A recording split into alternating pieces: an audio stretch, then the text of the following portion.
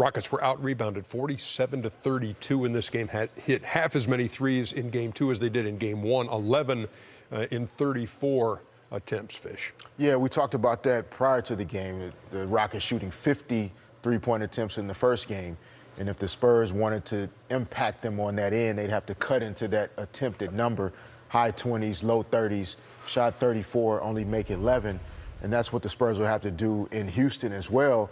But like D'Antoni said, and I have the note here, the Rockets will have to create more turnovers on the Spurs in order to get additional three-point attempts and expect their defense to be more active on their home court in Houston. Yeah, San Antonio only 8 turnovers on the night, 27 assists. The James Harden situation, how do you explain it tonight?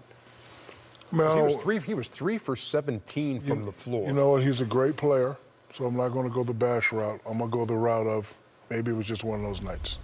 You know, Game 1 we played good. We'll just come out and see Game 2 because, you know, I played Fish a lot of years, and sometimes this is how we also play. Like we'd go Portland or Sacramento and get Game 1, and then Game 2 we just got cute because we knew we were going to the crib for Game 3 and 4. So I'm going to just blame it on one of those nights for James Harden. This is the sixth time all year that they've been held under 100 points. They are going home.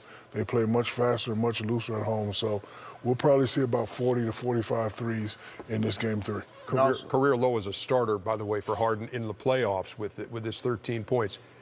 Did you follow up to that if you want, but I do want to ask you about San Antonio and Tony Parker. For sure. I think also the Spurs defending James Harden without fouls. Yep. 6 free throw attempts.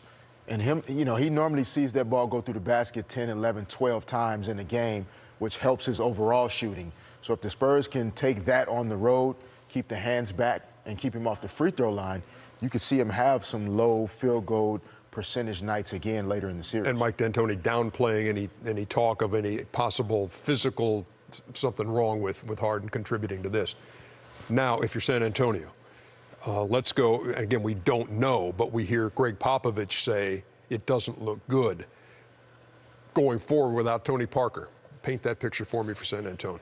Well, Patty Mills has been great for this team for a few years now, so I don't worry about him. I think Jonathan Simmons, Kyle Anderson becomes an additional guy that can handle the ball, but I think now the rookie DeJounte Murray, you know, may get a few minutes as well. So it's point guard by committee, and you know, people have tried to dust Tony Parker off and the Spurs off for a long time. This guy had 18 points and 4 assists tonight in a win, so they will miss him. But if there's any team that's capable of figuring out how to get it done without him, especially in a short sample, I think the Spurs can still figure it out. Yeah, but it's that vibe he brings to this team too, Shaq. Yes, Patty Mills is not a better point guard than Tony Parker, but he's a better shooter than Tony Parker. So, you know, he usually comes off the bench and, you know, gets a little flow. But if he's in the game for longer minutes, I think he can get a better flow. But again, the key is LaMarcus Aldridge. Today he played better with 15 points, but I need to see him up there in that 24, 25, 26, because Kawhi is not going to be able to, well, he can do it, but you don't want to put so much pressure on Kawhi. That's why they call it the 1-2 punch.